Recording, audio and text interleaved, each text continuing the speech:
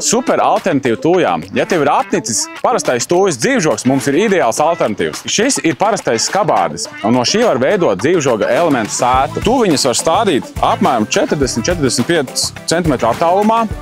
Pēc 2–3 gadiem viņas saugs kā biezs mūris, caur kuru pat kaķis nevarēs izlīst. Kādas ir stādīšanas prasības? Stādīšanas prasības ir, teicams, mazliet ielikt kādu digestātu, bet pēc būtības ir kāda melnzeme, kas nav īpaši smilšaina, derēs.